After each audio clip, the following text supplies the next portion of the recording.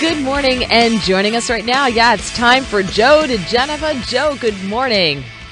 Morning, Mary. How are you? Doing great. Good. We have so much to discuss with you, so let's get right into it. Yesterday on CNN State of the Union, Jerry Nadler, who is the apparent future chair of the Judicial House Committee, said that his first act will be to subpoena Matthew Whitaker, the acting attorney general, to clarify his past comments about Mueller's Russia investigation. They're trying to get him to recuse himself or in some way get him replaced. Do they have a point? Are they right in what they're trying to do here because he has shown bias? Well, no. Any type of public comment like that, which is minor when he was a private citizen, is perfectly appropriate. He didn't make those statements while he was a government official. He was hired as the chief of staff by the attorney general. No one in the Democratic caucus in the House or Senate complained about him being hired to do that. He's been in that position for almost 2 years. And under the Vacancies Act, the president appropriately appointed him acting attorney general.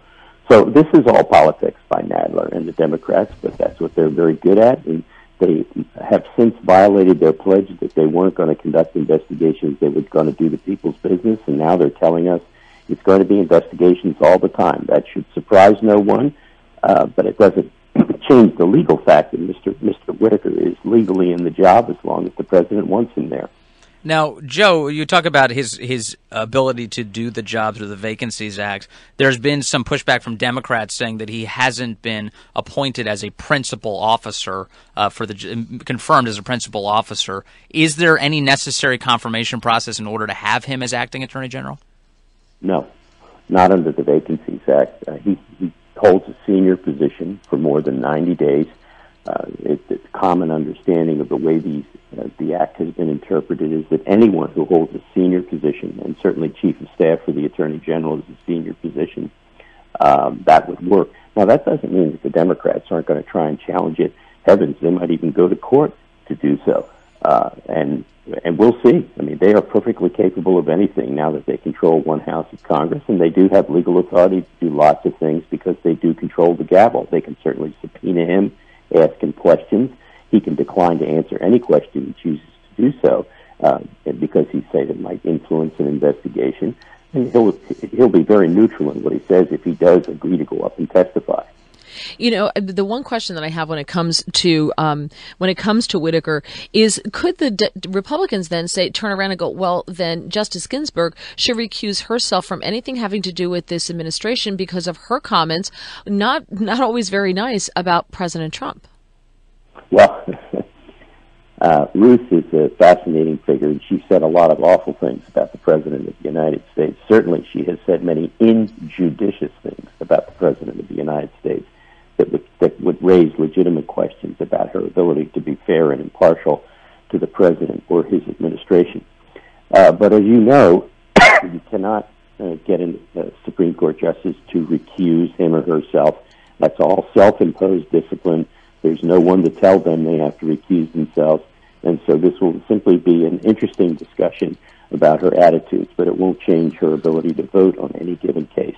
Joe, it's going to happen this week. It looks like Senator Chris Coons and Senator Jeff Flake and Senator Susan Collins as well, and maybe others, are coming back to the Senate and saying, hey, you know what we're going to do? We're going to pass legislation to protect Bob Mueller from President Trump. Obviously, this is not going to go anywhere. It doesn't have the support of Mitch McConnell, but it is going to get a lot of attention in the press this week. What is your rebuttal to that?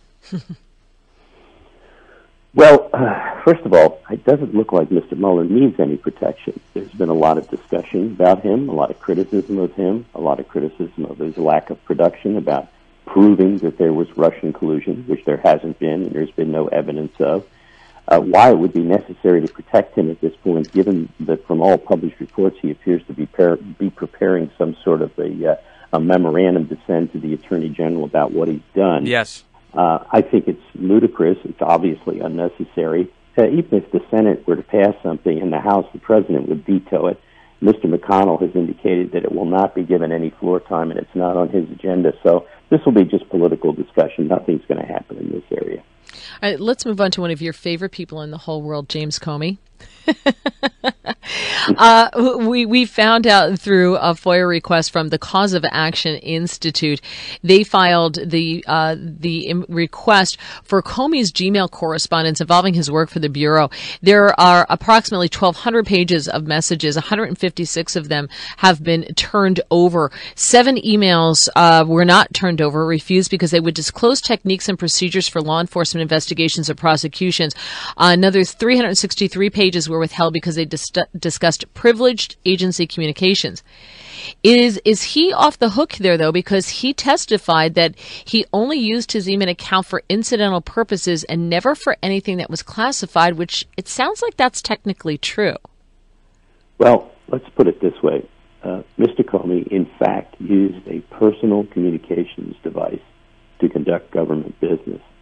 And the fact that some were withheld from disclosure under the Freedom of Information Act means that they involved serious enough government business that they could not be disclosed, or personal information.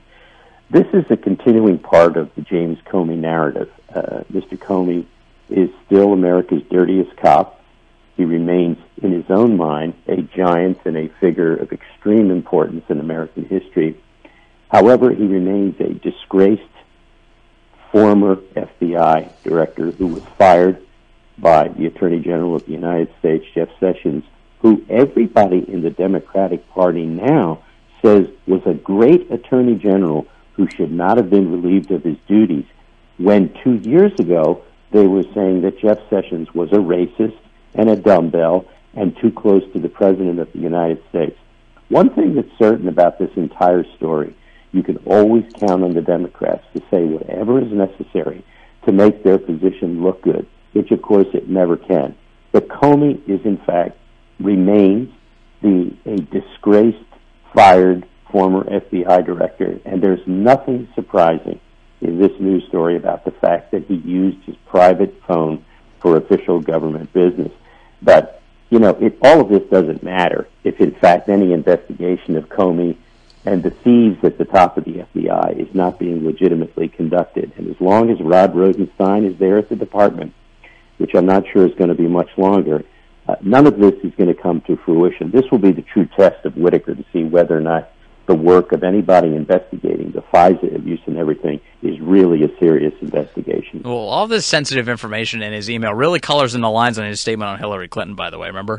She should That's right. She should have known better, and this isn't prosecutable, right, everyone? It was he was looking at himself while he was looking at her. It's pretty amazing. All right, Joe DiGenova, thank you. Always appreciate your insights, sir.